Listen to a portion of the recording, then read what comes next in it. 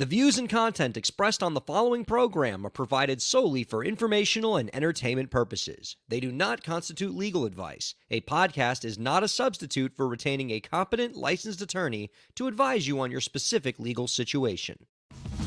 Break the business, play is work and work is play. Power in the creators, have fun along the way. Break the business, doing what it takes. Celebrate success and learn from the mistakes. How's it going, everybody? Welcome to the show. It is time for Break the Business, where we empower indie creators and have some fun along the way. I'm Ryan Kairalla, and it is a pleasure to have you here this week. There it is. I'm excited. This is going to be a fun show this week. We got a lot of fantastic topics. You know what this show's going to be? You know what we got ourselves? We got ourselves a little journey to go on together. We are on a journey. You and me, listeners and viewers. It's going to be a fun one this week. We are talking about some great topics. We have some great guests, and we're not alone on this journey. Let me tell you, we got a fantastic co-host joining us along the way, and just one of my favorite people in this business, a bright spot in an otherwise hellscape that is the entertainment industry. One of my favorite folks to talk to, Zach Sloan, joining us. Hey, Zach. I thought I was the hellscape. I'm disappointed. I thought that I was here to be contrarian to all good things, and I'm disappointed. But then I look at an article you sent me, and there's dogs on the front page, man, and I'm stoked. So let's do this. It's gonna be a good day. Well, first of all, I mean, you're certainly not any of those things because you are wonderful and we adore you. But since you are a musician, if you ever want to do one of those Garth Brooks, Chris Gaines alter egos where you go by the name Hellscape and you just do like a bunch of like dark music in like stark contrast to like the fun indie pop that you do now, I'd be fully on board with that heel turn. I think it's a great direction for you as an artist. I think that could be funny. What's odd is I remember having a conversation with a friend of the show, Cheryl B. Englehart, one time about only writing happy songs and how, to her, that was a change for me. And then what I hear from you is that I'm already that. So that makes me think that maybe I have no actual direction in my music. Well, no, what you See? are is... I made it dark. You challenged me, and I made it happen. Hellscape is here. It's for those of you who don't know, Zach, fantastic musician, producer, lawyer, advocate for indie creators, and just a fantastic person to talk to about the many things that we have to talk to. Before this show, Zach, I had the two topics. You know, we always try to get like two big solid topics before we bring in our guest in the second segment. By the way, our guest coming up in the second segment, fantastic indie creator named Shevy Smith, musician, songwriter, producer, just an awesome resume, right? We were talking about that before the show. As far as indie creator resumes go, a lot of really impressive stuff. She works with top brands.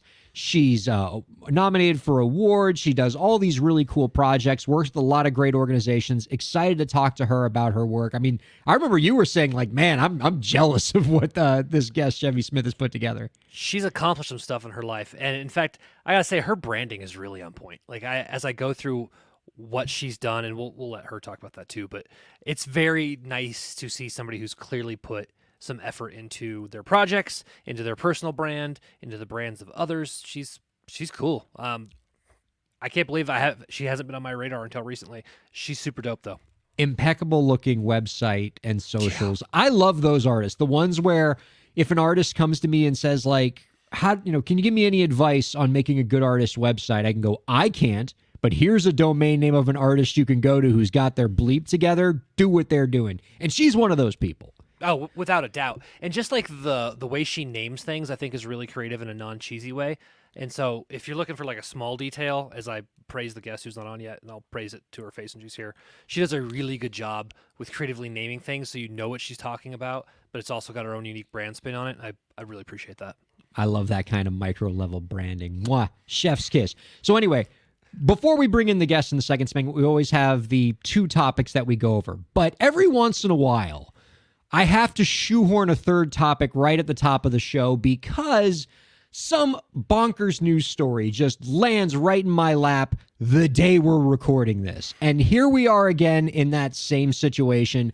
I, Zach, am jaw-dropped, incredulous, flabbergasted at what the California legislature did late yesterday. Just can't believe it. I gotta tell you about this, man. Just ugh. And you've probably like seen what I'm about to talk about because like it I feel like every musician got this email about what the California legislature did and just went, oh, that sucks.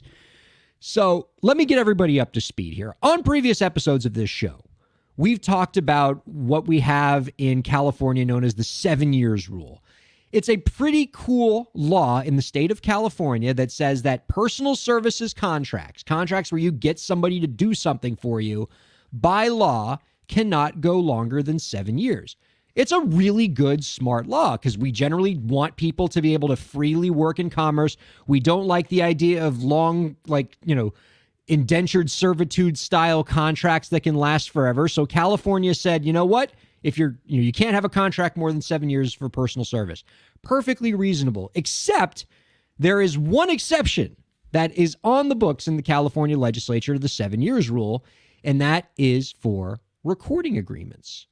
For back in the 1980s, the record labels lobbied the crap out of the California legislature and got them to carve an exception to this otherwise pretty reasonable 7 years rule that says if the personal services contract is a record deal, the artist can't use the 7 years rule without having to pay damages to the record label for all of the undelivered albums that were not delivered on that record deal. And we've talked about in the past why that particular exception to the rule is completely ludicrous. Because in most record deals, the label has most of the control about when the albums get made.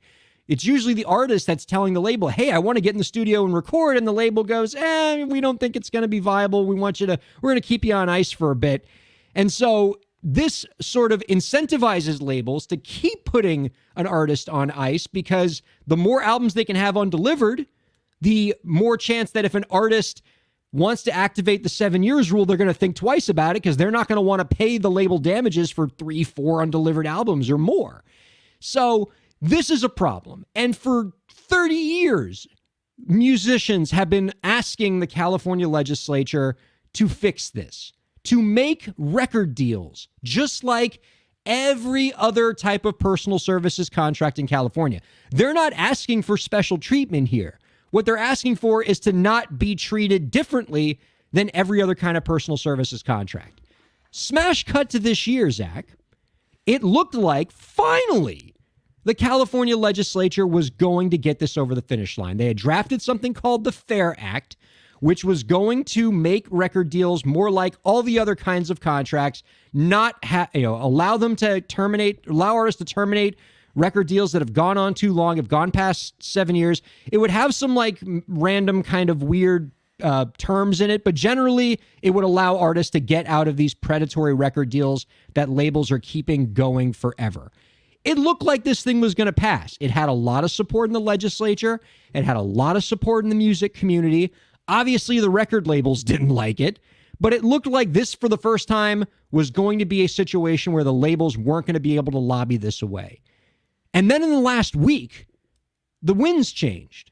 We started to see stories get out where you were hearing about, some legislators were trying to change some of the text and they were worried about this and that. And they were hearing some lobbying from the labels. And then we get to yesterday when the FAIR Act goes up for vote in the California State Senate Judiciary Committee. If the committee votes to approve the bill, it goes to the state Senate for final vote and approval. Here is and so that's where we are now. Here was the vote in the California State Senate, Zach. Votes to approve the bill, 4. Votes to reject the bill, 1. Now, I know we lawyers aren't great at math, or so the stereotype goes, but I'm pretty sure 4 votes is more than 1. So you would think, oh, we got this. See there, I see you doing the math with your fingers there. You're like, yeah. Hey, but I'm also a musician, so I can count to 4. Oh, that's true. That's true. There you go. Maybe that's why they made it 4 votes, so even musicians would know how to count to it. Got it. Here's the problem. the bill failed because 4 members voted yes, 1 member voted no, 6 members did not vote. And under the rules of that committee, you need 6 votes to pass, not just a majority vote. You need 6 out of the 11 members to vote. So 6 members of this Judiciary Committee didn't even have the guts to actually make a decision one way or another. They just sat it out because they knew if it didn't have the votes, it wouldn't pass. If it didn't have a vote in either direction, it didn't pass. Now, I'm not, I live out in Florida. You live in Colorado, Zach. We're not attuned to the day-to-day goings-on of the California State Senate. But doesn't this sound like to you like the labels got to some people and tanked this at the 11th hour? Cowards. Just say no. Like if you're gonna be in somebody's pocket, just vote no. Here it was, Ryan. I thought we were gonna have a conversation about how we could really put our faith back in politicians, and here you go, dashing my hopes and dreams again. No, of course the label got to them. That makes no. That they didn't even try to hide it. I think they would do a better job of hiding it by actually voting no rather than just abstaining. I guess so that their name isn't on it one way or another. Let me reiterate: cowards. I can't think of a better word for it. Like, this seems legit cowardly, and I can't believe it because I've been following politics in one way or another for my entire adult life. And I like to think that, I don't get burned anymore, right? I don't put my faith in these things anymore. I'm always expecting for something to go wrong, and maybe I get pleasantly surprised. But this one got me. This one, I'm like, look, I think we're going to get this over the finish line. It's got a lot of support. Ari Hurston, our friend Ari Hurston's out on Twitter. And when Ari Hurston is supporting something in the California legislature, it gets passed. So I'm like, we got this. It's in the bag. And, public sentiment supporting artists against record labels is higher than it's ever been. People are more aware than ever about how much these label deals can be terrible. And so I thought we had this one. And then the labels got to some people.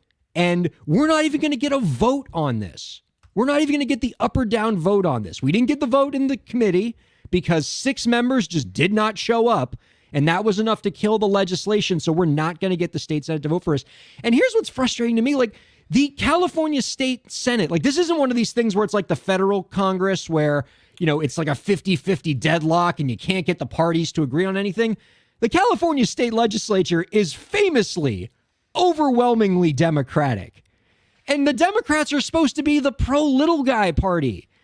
They helping the little guy out, keeping the little guy from getting knocked down by the big business. This seems like a Democratic, big D Democratic thing to get behind. And yet, when it was time for that party to show up for these creators, they didn't show up at all. In the purest definition of not showing up at all by refusing. Yeah, literally didn't show up.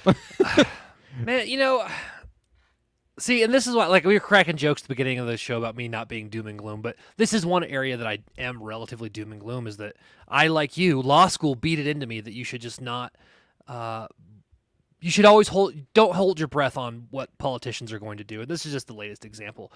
I feel really bad for the artists out in California who now are still subject to this type of law. And as you pointed out, the law that favors the big business in the recording, the recording industry.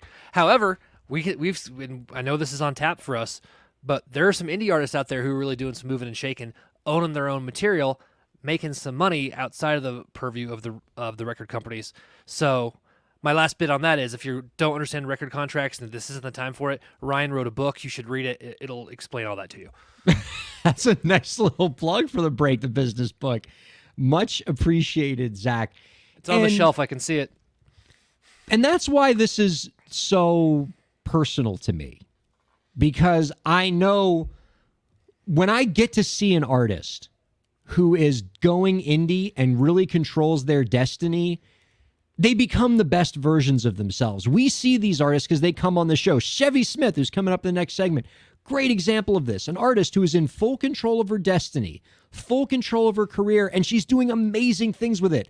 I want more artists to have that, where they are the boss and not some label who is like owning their creative output from the jump. And because the flip side of that, the flip side of Chevy Smith and the other amazing indie creators we've had on this show, Zach, is the story that I tell whenever we talk about the 7 years rule, where I had an artist that I was sitting at a restaurant with that a colleague of mine asked me to just meet with her to get help getting her out of a record deal.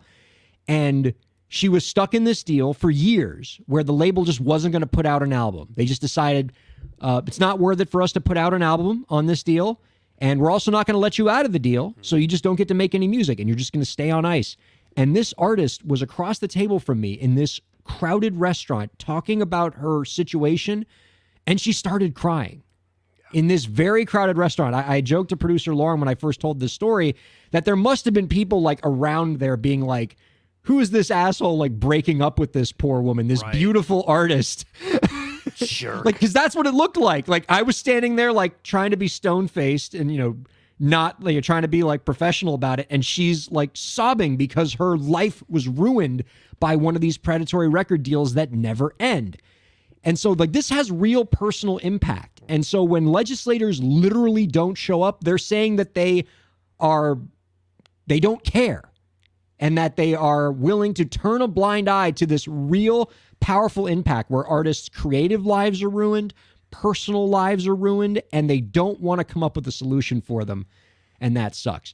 Now, you had spoken earlier, Zach, about the idea of what the flip side is, right? You were talking about achieving success as an indie artist. I want to give the viewers and listeners out there an example of the flip side, an example of what happens to an artist when you do control your stuff, when you don't have a label breathing down your neck, when it is all yours and you get paid first and you get to make that money for years to come. And the best example of this that we're seeing right now, Zach, is Kate Bush. And that's the article I was talking about. If you go out to Music Business Worldwide, there's a picture of dogs on the top of the article. It's glorious. And then you read the article and you get even happier. It goes from dogs to successful indie artists. And that right there is a step up in my happiness scale. I feel like every article like should have dogs right up the top. Like if that horrible article in Billboard talking about the FAIR Act getting torpedoed in the state Senate, if that had some dogs on top as like a way to inoculate me against the terribleness of this article, that would have been a big help. But yes, so Music Business Worldwide, as you noted, Zach, had a fantastic article that came out a few days ago talking about how Kate Bush, this indie artist from the 80s, is now the biggest indie artist in the world. Not because of a song she's making right now, but because of the song that we all can't escape that is now the song of the summer from 1985 and now from, again, here in 2022, Running Up That Hill, which she originally made back in 1985 and then recently appeared in an episode of Stranger Things and then went just like Gen Z just wrapped their arms around this amazing banger of a song and it went super viral on TikTok, has been streamed over 500 million times across the streaming platforms, has been used in over 2 million TikTok videos. And as you can imagine, and here's the kicker, right? She wrote the song completely by herself. You'll appreciate this, Zach. She produced the song completely by herself, and she's the only featured artist on the track. This is a one-woman production. And not only did she make this work, she owns this work. She owns the master. She owns the musical composition. This is her track, both in the labor put into it and in the legal ownership of it. And now today, she is the beneficiary of that. Music Business Worldwide had some amazing statistics about how Kate Bush is benefiting financially from this. So, you know, we can do some rough arithmetic here. At 500 million streams, if you're talking about, you know, the average streaming service pays something like 0.6 of a cent per stream. At 500 million streams, which is the amount of times this song has been streamed 37 years later, she's made about $3 million in the last few months. And that's just in streaming revenues. That's not counting songwriting revenues. That's not counting sync royalties or what she's getting from TikTok or what she got from Netflix. And because she owns her master, Maybe she's paying some distributor like, 10 or 15% to distribute the record, but she's keeping 80 to 85% of that $3 million because she's the boss. She owns her work. If she was signed to a label, the label would probably be keeping the vast majority of it. They'd probably like make up some recoupment that she has to recoup before she sees anything. But now she's basically just made an incredible amount of money for a song she wrote 37 years ago. It's not like she didn't have to do any work in this millennium to make $3 million. I think it does speak to something that's always near and dear to my heart, right? Like, you never know when that moment's going to come. And by the way, if you don't know, Kate Bush is dope. Her music has been So fantastic dope. for years. I love that Gen Z gets to discover the wonder that is Kate Bush. When I first, I haven't got to, I'm not into season 4 of Stranger Things yet. Don't at me. My wife and I are rewatching it all from the beginning. But as soon as I started seeing this Kate Bush song come up, I was like, oh, Stranger Things has that type of power. And then the fact, though, that it's a great song, right? Like, it doesn't go viral, it doesn't catch, it doesn't make it into the show if it's not amazing, if she's not amazing. And what further amplifies her awesomeness is that she did it herself. She 100% did this with her creativity, her work, her blood, sweat, and tears, and now she gets to benefit from it. And power to her, man. She's fantastic.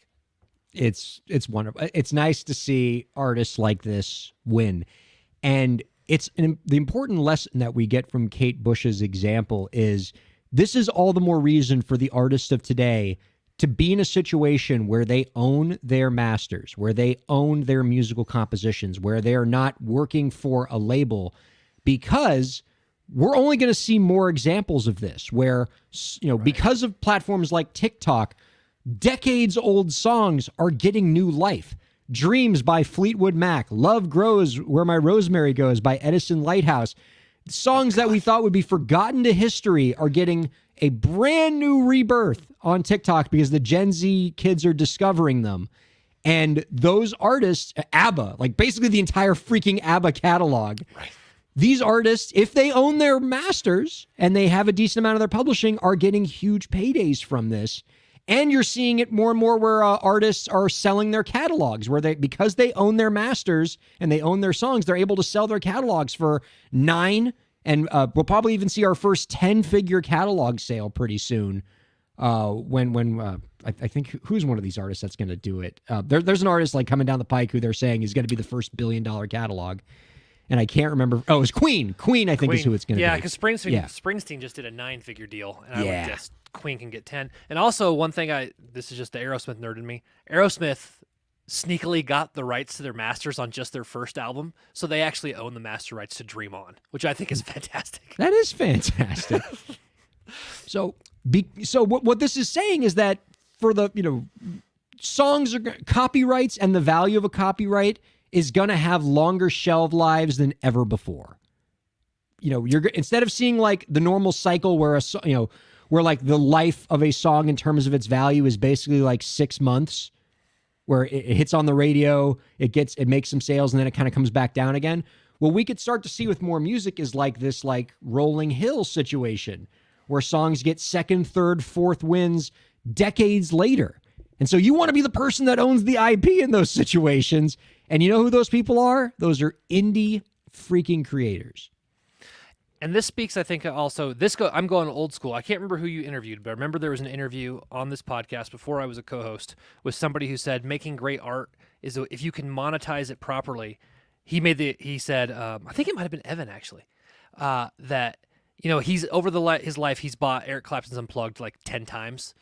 And if you are able to make people keep coming back to your music over and over again, you'll make that money more and more, but that only works if you own it. So I love it. I had to bring this one up. Mary Amber writes in, can you imagine no one ever paying attention to anything you make and then you turn 95 and go majorly viral? I mean, we're going to get to that point because it's going to happen. I am never surprised by Gen Z's ability to find some deep freaking cuts and to like resuscitate songs that we thought were lost to history. Like Love Grows Where My Rosemary Goes by Edison Lighthouse. That was something of a hit in its time, but it wasn't freaking the Beatles, Right. But like the Gen Zers just found that song. It's a fantastic song. It's really fun to listen to. And they just wrapped their arms around it and turned it into a massive hit all over again. So yeah, and because, copyrights last for the creator's entire life, plus 70 years, you can be that 95-year-old in the nursing home going, oh my God, I have a top 5 Billboard Hot 100 hit. I'm on Tick Space. That's amazing. Pass me the Jello. We're celebrating. And as long as it's the artist who's making that money and is sitting on that IP, I could not be happier. It's Mary Amber writes in, Tick Space, yes. Mary Amber, I love you. You're amazing. Yeah. Speaking of, indie creators who have their stuff together, I mean, she's the best example of when an artist says to me, hey, I need a good inspiration for a website, or somebody who does a great job with socials or Twitch. Mary Amber's like usually my first go-to with that. So Same. love that she's here hanging with us in the chat. She's fantastic. Go check out her Twitch stream, y'all. It's a blast. Yes, indeed. So cool. All right, how about this? Let's since we're already like talking about awesome indie creators, I want to keep that going. So what I'm thinking is let's take a break now. And it's a little bit on the early side, but I want to get Chevy Smith in here and I want to talk to her. And then if we got some time afterward, I have another story, but really we all want to hear from Chevy Smith. So let's take a break. We'll be back in 2 and we'll have our guest on. Don't go anywhere. Keep checking out Break the Business. Ryan Kairalla here. I hope you're enjoying the show, and I hope that you're getting a lot out of it. I do what I do because I care about creators like you. A lot. I've dedicated my career to helping creative professionals, entrepreneurs, and organizations move forward. I do it by hosting this program, and I'm also proud to do it in my legal practice. If you're a creative professional looking for solutions-oriented legal services to help you further your goals, I'd love to help. My firm RKPA does contracts, commercial law, copyright, trademark, and more. Visit rkpalaw.com to learn more. That's rkpalaw.com. Ryan A. Kairalla, PA, Miami, Florida.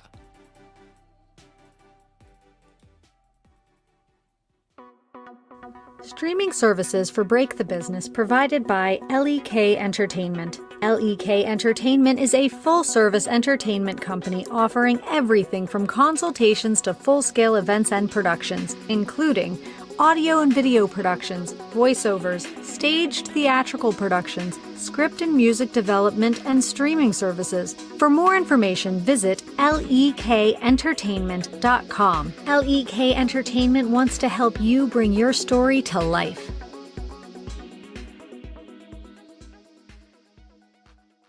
Thanks for supporting Break the Business. If you have a question or topic that you want us to discuss, email us at breakthebusiness@gmail.com. You can follow the host, that's me, on Twitter at Ryan Kair, and you can follow the show at the BTB Podcast. Be sure to subscribe to the show on Twitch, YouTube, and Facebook, and on all major podcast platforms. And now, let's get back to the show. Welcome back to Break the Business, everybody. Producer Lauren sent us an awesome note in the chat here, just further speaking to Kate Bush's greatness. She wrote in that The Sun estimates that Kate Bush is currently making about $300,000 per week from this post-Stranger Things running up that hill heater. I love it. Yes, fantastic news. So unbelievably proud of her. Thank you all so much for checking out Break the Business. Ryan Kairalla here with my main man, Zach Sloan.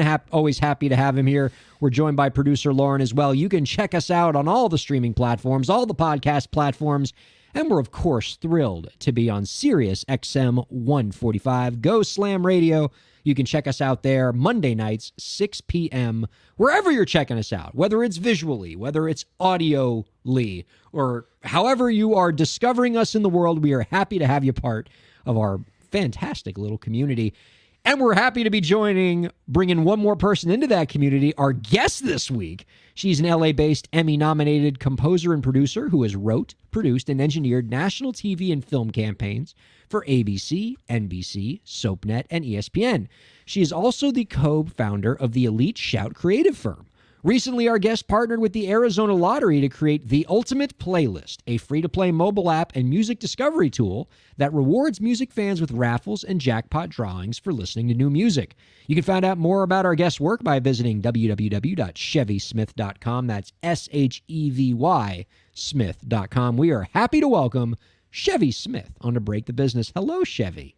Hello. Thank you so much for having me. It's so wonderful to have this conversation with you guys. I listen to you to learn and to educate myself. So to be included on this is really an honor. I appreciate it. Oh, that's so nice of you to say. Thank you. And we're thrilled to be talking to you. I don't know how much of the show you heard in the first segment where we were just basically gushing about how impressive we think you are. I hope we didn't sound too much like fanboys. Well, that is so, I mean, I think a person in the world will take all of the encouragement they can get. So I really appreciate it and echo it right back to you. So thank you. It's received with a lot of honor. So thank you. Fabulous. We're talking about nominations for major awards, doing campaigns for top TV networks, working with the Arizona Lottery on this Ultimate Playlist project. That sounds really, really cool. Starting your own creative firm. You're doing a lot of stuff that just really makes us love what indie, you're fulfilling the promise of being an indie creator, and we adore that. And what I like about you, Chevy, is that from where you are now, you came from kind of humble beginnings in this respect. Zach, you're going to like this story that I read about Chevy. So she was in middle school, right, Zach? And she had really started getting into pop music. And this sort of met the disapproval of Chevy's choir teacher, who basically told her that she had to make a choice between playing her pop music and being in choir. And based on the fact that you're here now, it looks like you chose music. Do I have that story right? Like, was it actually that intense of a situation? Well, first of all, that is impressive because I have no idea where I even told that story. But the truth is, yes, I got kicked out of choir for doing music, which was like, honestly, at the time, I was the music I was into. It was kind of like, okay, good, I got kicked out of something. I need this cred. I'm like too like goody goody, So I was actually too cool not for choir. Entirely, exactly. I was like, man, I just got kicked out of choir. Like, I do not even know how I pulled this off. But he was a pretty unhappy human. Like, you grow up and you become an adult and you look back and you're like, man, it takes a lot to be a grown up and get mad at a kid for doing music. So I think, in retrospect, like, there's probably a lot more going on there than me playing my songs. But either way, it was it wasn't even a choice. It was like somebody saying, hey, I either need you to stop breathing, doing this thing that's like giving you life, or else, I'm gonna kick you out. I mean, it was just like, it was comical. And I remember my parents were like, well, that's just dumb. What choir teacher does that? Like, I would understand if your choir teacher was like, look, Chevy, either you give up these hard drugs that you're doing or we're kicking you out of choir. But like, giving up, like, you have to choose between two types of music that presumably you both enjoy. Like, why would a choir teacher make you choose between two types of music? Because he's bad. No, it was really an odd thing. He like wanted me to get rid of my Telecaster, I guess. I don't know. It feels like Flashdance or something. Like, don't have fun with music, don't dance. But kind of on the flip side, the band teacher was an excellent drummer, and he was actually the drummer in my band because I was in the middle of Kansas, and so you're just trying to get the best players that you can get, and he was so supportive. And I had a lot of other teachers that were more than made up for that one, but he was a real pill. But I'm just impressed with your research ability, because that I even kind of forgot about that till this moment. Well, it's one of the trademarks of our program. Whenever we can dig up childhood trauma for one of our guests, absolutely, yes, yeah. It's what the people want. Say, like, that's about as bad as it got. So I think I don't have much to complain about for that era of life. There was a lot of encouragement along the way. Well, since you brought up growing up in Kansas, I'm also blown away by this. You are sort of the quintessential, like, starting from like the small hometown story. You had this, you were from Kansas and you made the trek to Nashville after high school to make music. I imagine like just very different universes, one to the other. What was it like getting started there? Well, I actually really lucked out because while I was still in high school, I would have been, you know, 15, 16 years old. I started writing, and I had two clock radios. And so I would dub back and forth. I didn't even have like an 8-track. So I would just dub back and forth on cassettes to like layer, right? And I had a tape that was like my demo tape. It was my mixtape, but I didn't know what a mixtape was then, you know, but it was like pretty lo-fi, but the songs were on it. And a woman from my hometown happened to be the mother-in-law of this guy named John D. Nicola, who had written the Dirty Dancing soundtrack songs, like Time of My Life, Hungry Eyes. And you talk about somebody who early on owned the rights to their own songs. That man was brilliant. Speaking of bangers from the 80s that Gen Z needs to bring back on TikTok, I'd be fine with a few tracks from Dirty Dancing getting a second life.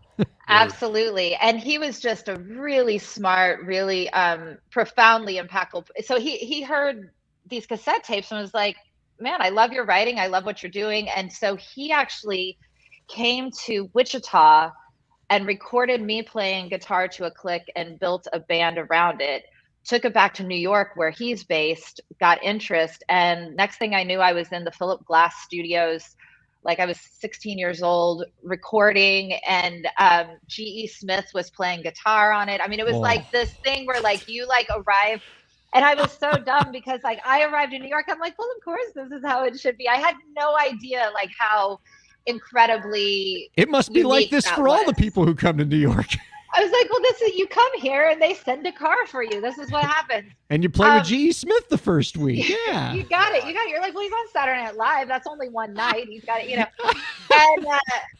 And John was an amazing producer. At the time, he was also working with a band called Kara's Flowers, who became Maroon 5. So he had a real, like, such an eye for people who were doing interesting things. And he himself is a great writer and producer, still a friend and somebody that I admire and, you know, a mentor to this day. And he really put me in the studio and took the opinions of a 16-year-old from a wheat field in Kansas. You know, he always treated me very much like an equal, and really him and all the engineers, everybody just kind of, I'm sure you would agree, like, especially whoever shows up serious and you can tell they want to learn, you usually get treated like a serious person. And they definitely did that. And so that actually led to, there was an attorney in New York at the time named Ryan Kairalla, who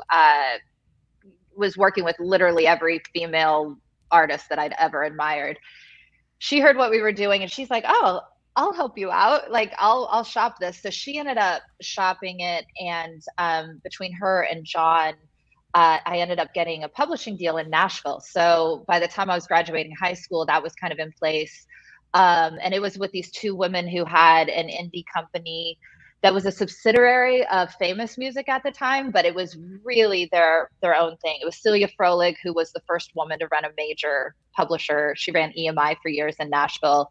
And Robin Palmer, who now owns Smack Songs in Nashville. So, you know, two really just strong, amazing publishers, you know, and so I was very blessed along the way. I've had people who just kind of gave me a lot of rope and a lot of leeway to experiment and try things, and just threw me in studios with engineers and were like, make some stuff, you know.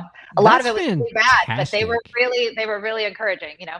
Really great to get that support system around you early when you come into a new city and help you build, help you grow. And now I would imagine that if I were to ask those people why they were working, you know, with you, one of the things that they're going to speak to is that I'm guessing you showed up on day one ready to make the most of those opportunities. You didn't take for granted all these amazing people were ready to work with you. You showed up, I bet. I was a psycho. Like I showed up.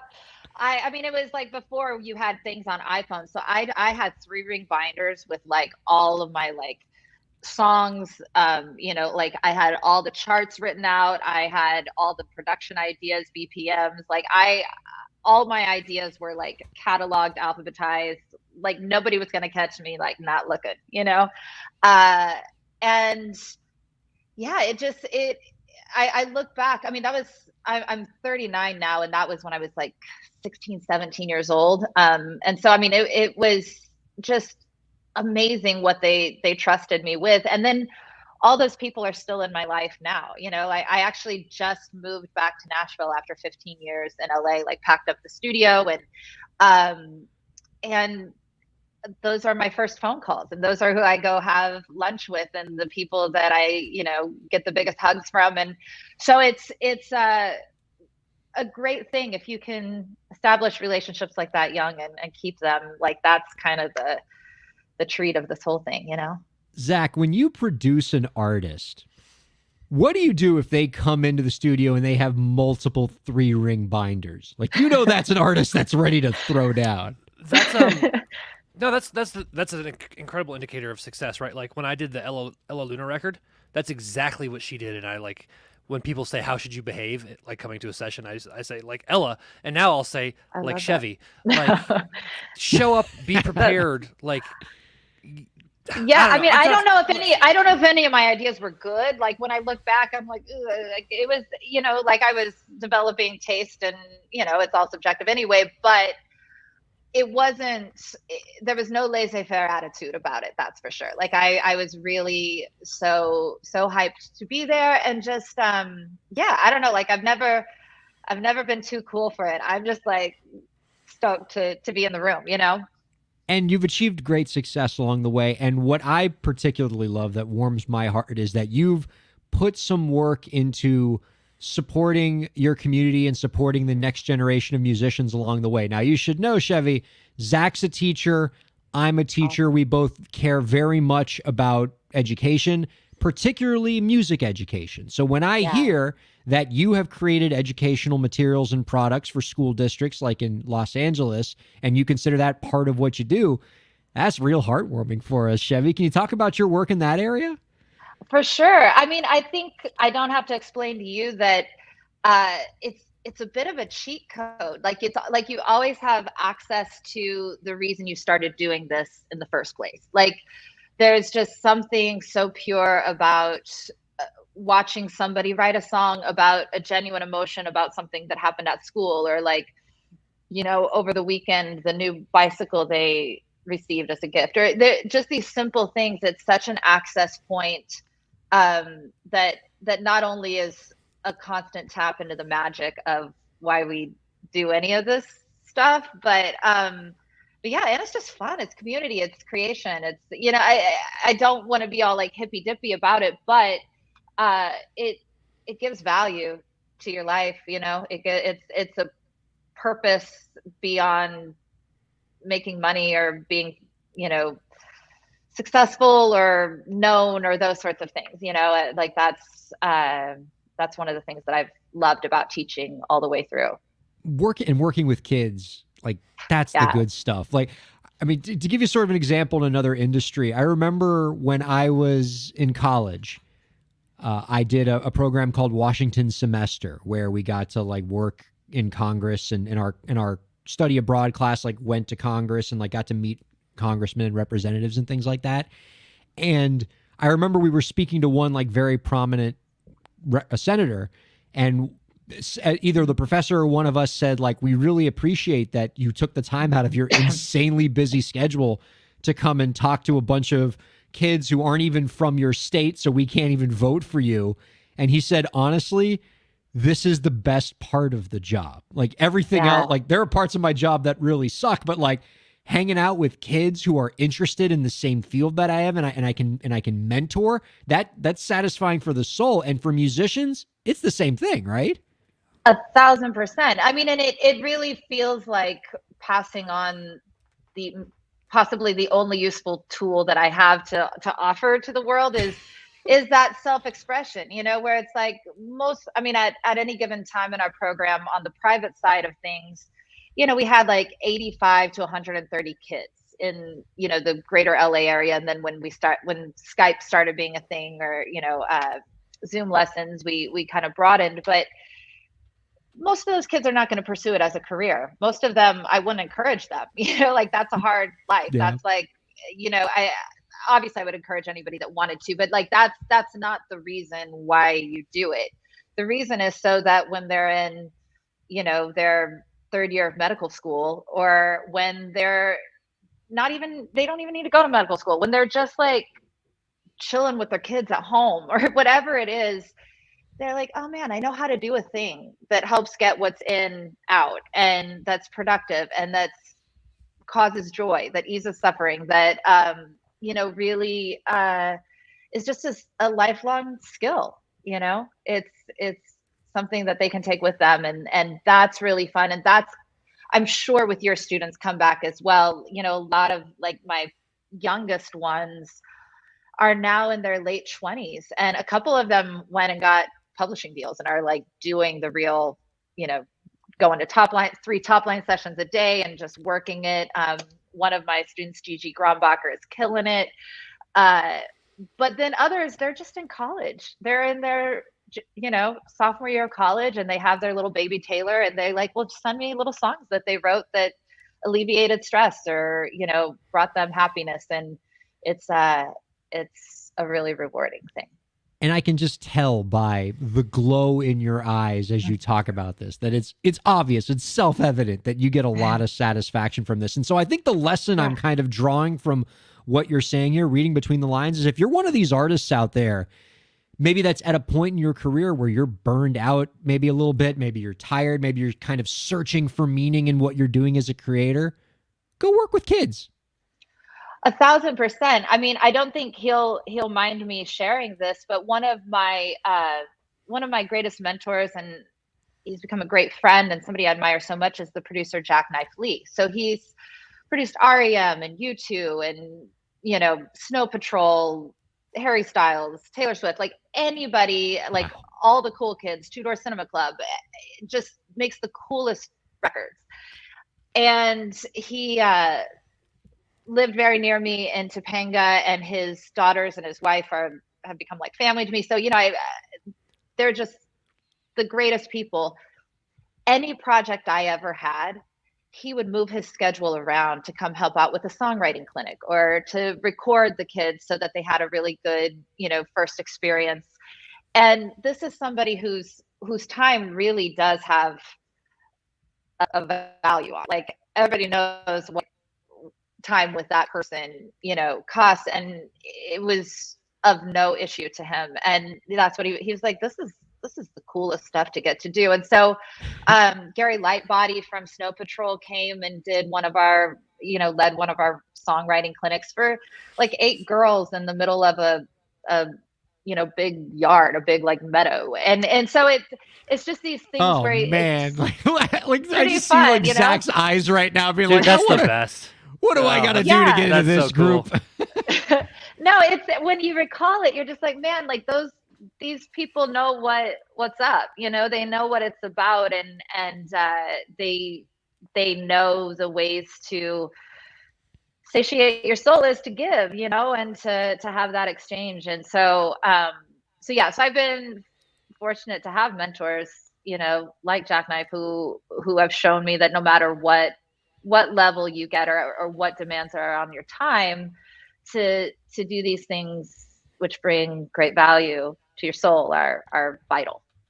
So. That's fabulous. Now, Chevy, tell us about the Ultimate Playlist. Now, this is a music discovery app. It was created in partnership with the Arizona Lottery. It rewards people for listening to music. That sounds pretty cool. Zach and I have been talking about it before the show. We're like, this sounds really, really cool. It sounds like an app I can get behind. Tell us about this. All right. Well, this is kind of the greatest story of them all to me, because it comes out of all the things that we were just talking about. So 2017, I got my little studio up in Topanga, and a bunch of these girls that I've been working with are turning 14, 15, 16, and they're getting really good. And they're posting stuff on IG, and other producers are like, hey, you want to come, like, are kind of threatening to poach them. And I'm like, no, this is my little, like, they're my ducklings, and this is like, we're like, odd future, only it's, young female singer-songwriters.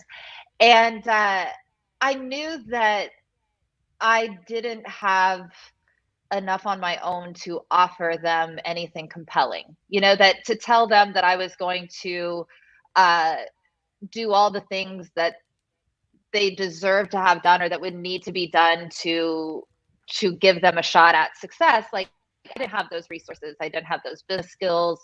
I had some ideas, but I needed, to align with someone. And around that time, I crossed paths with Khalid Jones, who is absolutely the most integral part of this whole story.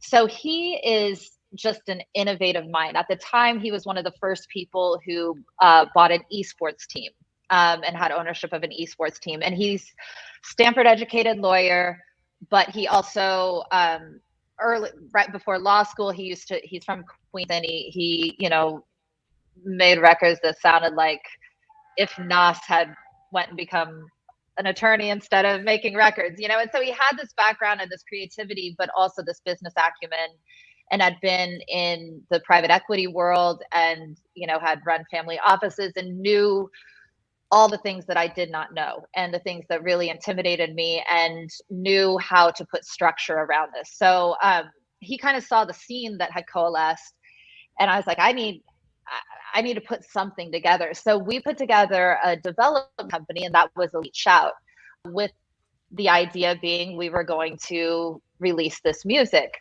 And one of the things that was so profound about that time is I'd been in the industry since I was, 15, 16 years old. He had not. So he was coming in and being like, wait a minute, why is it done like that? Why is that contract written like that? Why, questioning everything. And it really set both of our minds down this path of, wait, why are things done the way they're done? And when it got to Boy, that's a good promotion, question. right? It's what your podcast really centers in on. And so when we got to the part about promotion, it's like, wait, so what we do is we submit this to playlist curators, and then we hope, okay, so what we do is we pay somebody, like some indie promoter, and then we hope that we become song 63 on a 98 song playlist, and that somebody happens to be looking at who that artist is. And it just seemed really futile. And when, these weren't just random artists, these were kids that I loved, and looking at them and being like, yeah, what I'm doing is good enough for you. This is all I can do. It was disheartening. It was hard to say to them. And so we started exploring ideas of how you could incentivize listening. And at one point I was like, you know what, I'd rather just take $5,000, go to a Billie Eilish concert, and then just pay everybody $1 to listen to the song. I think I think we could retain 4%. And I think we could get 200 solid, hard ticket buying fans from that. He's like, you know what, you're right. And I'm like, it's just why hide the ball? One way or another, you're paying money to get these songs heard, but you're paying it to this person. Opaque person. And so we kind of, at that point, this was 2017, 2018, there was early conversations of Web 2 versus Web 3. And we were like, this is there was Payola 1.0. And then really what's happening currently is a little bit like Payola 2.0. We're like, let's just do Payola 3.0. And so the first iteration of this, we wanted to call it Playola, just to be just lean into it. And just, yeah, just be you know what, steer into the skid. I like you. Well, I mean, you're well, fans aren't going to mind, right. And that's all we really care about at the end of the day. That's who is supporting an artist's career 20 years into the future. And so anyway, luckily he has a lot more sense and not as much punk rock in him. And so he was like, well, that might not be the right name for it, but I think the idea is there. At the same time, he was doing, because of all of his game theory and background in esports and gaming, he was doing a lot of consulting work with the Arizona Lottery. And he knew how creative they were, how how just like on fire they were to do projects that hadn't been done. And so it was actually 2020, like, I don't know, like January, like 2nd or 3rd. It was right after New Year's. We met up at Dantana's on Santa Monica, like right by the Troubadour, and we're just gonna like meet up to just talk about like goals for the year. And he walked in and like it was like aha. He was like, I think these things go together. Like I think what we're building over here, because we'd already done, you know, some MVPs and you know, I was in Lucidchart and Figma and like building stuff. And he was like, no, I think if they'd be into it, this is the model. Like the user base is there. It brings them younger, you know, users to the lottery. And we just kind of sat there at the table in Dantana's and just napkined it out and started making the wireframes the next day. And we were scheduled to present it to the Arizona Lottery folks on March 17th of 2020, which didn't happen. But we ended up doing it virtually in mid-April. They were all at it. And yeah, they partnered with us. The deal closed and we've been building alongside them.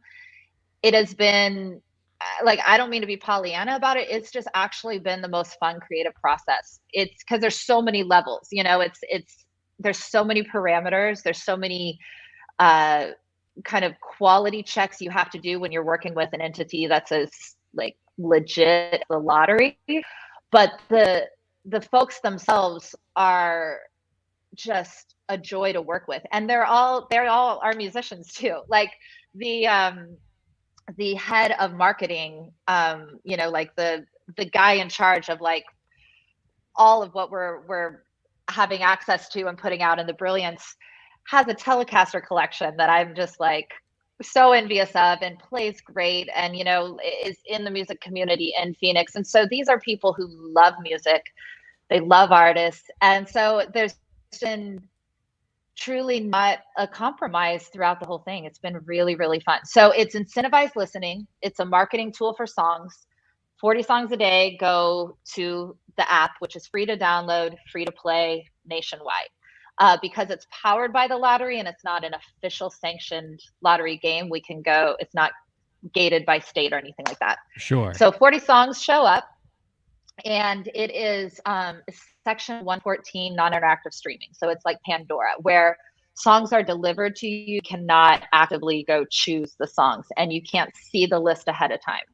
So you get a song, it's randomized order so that there's a democracy of listening. So your song may be second on my list, but it's going to be 38th on Zach's, you know, and it's going to be 22nd on. So the data gets really evened out because nobody gets, you know, more of an advantage being towards the beginning of the list. If the user, the listener, the potential fan listens to 30 seconds, they get one hit. 60 seconds, they get another. The whole song, they get 3 more. If they add it to their Apple playlist, which adds straight into the Apple API. All the streaming services are integrated, right? Not all of them. Spotify's been a bit of a pickle. So well, I'm an Apple Music user, so yeah, I mean, it's a bit cleaner. And we're talking to a few of the others that kind of have different incentives than Spot. Spot's kind of its own beast, you well know, and to be honest, it's not. I don't think it's vital to have them, especially for the other conversations that are going on between writers and creators and Spotify. You know, it's definitely, if we got to have one, Apple's kind of a good way to go right now. Sure. But we will be doing enhancements and figuring out. You know, we can link to Spotify. We just can't have them add a playlist because I guess they don't want us sending listeners to their platform. I don't know, but we can't figure it out. But yeah, so they get some tickets for adding. They get 2 tickets for adding it to Apple Playlist. If they rate it, they get another ticket, and that's all for something called the daily cash drawing. So that is a guaranteed 18 winners a day win between $500 and $50. So $50, and I should go $50 to $500. So that's every single day we're giving away cash money to human beings who live in the United States who listen to these songs.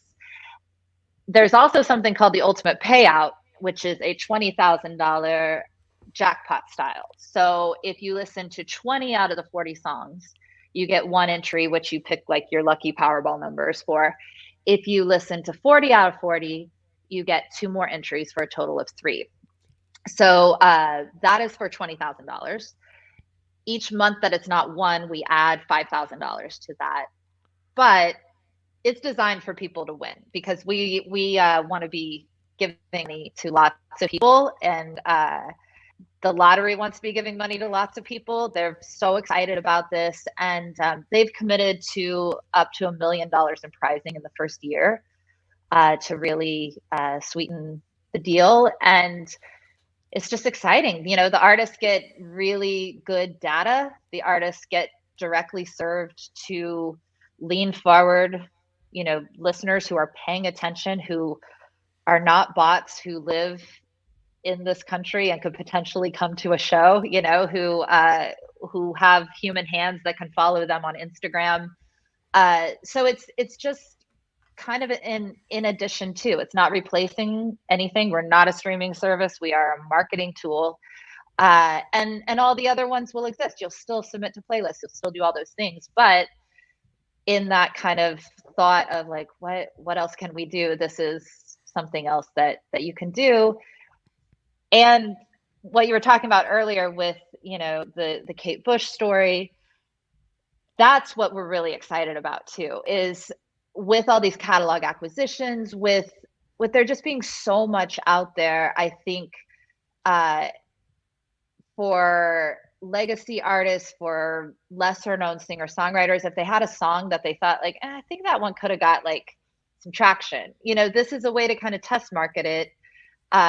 It's going to cost between $250 to $300 to put a song on there. So it's not breaking the bank.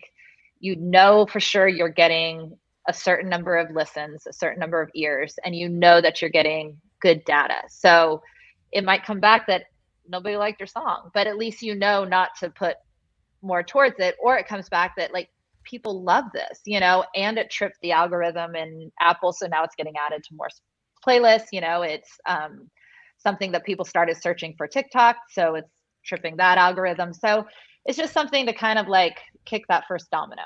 It's intriguing, and it's a nice kind of alternative or supplement to the traditional approach of just paying for playlist promotion. This is, you know, a direct line to the fans, which is cool. And I love that an indie artist like you is able to get involved with it, which is really fulfilling like the full promise of indie creation. Dig all of that. Yeah. We encourage viewers and listeners, check out the Ultimate Playlist, learn more about it, and find out more about our guest's work by visiting ChevySmith.com. Chevy, we're pushing up against the end of radio here, but Got it. I do want to get this final question from you here. It's the same question we ask every guest on the program. Do you have any last tips for the indie creators out there to help them move their careers forward? I do. One thing before that, if I could direct people to the ultimateplaylist.app, even more than just to me, because that's going to be the fun thing for them to play. So it's just ultimateplaylist.app is the address, and the way to go. It's coming out on the 18th of July. So go there, pre-register so that you know when it's all happening. As far as tips go, I would say present yourself like a serious person. Treat other people like they're serious people. I think we've all worked with people that have all the talent in the world, but flaky doesn't pay the bills, you know? And so I think when you're in a crowded marketplace like we are now, be the most serious person in the room. And that doesn't mean like be a bore, you know, but like show up, like do your homework, practice, like be the best practicer that they've ever seen, you know? And so I think those kind of like work ethic things, there's no substitute, because when you're in that frame of mind, you're learning a lot too, and you're soaking up things you don't even know. So be serious, treat other people like they're serious, like good things will happen. Chevy, this has been a real treat. Thank you so much for coming on the show this week. I've really enjoyed this discussion. Thank you. Thank you for having me. I've enjoyed it. Thank you guys so much. And I'll be listening. I'll keep listening because I learned so much from you guys. So you've been a teacher to me and to so many, and I really appreciate what you're putting out in the world. Thank you. Our thanks to you, Chevy, to Zach Sloan. As always, love to have you here, my man.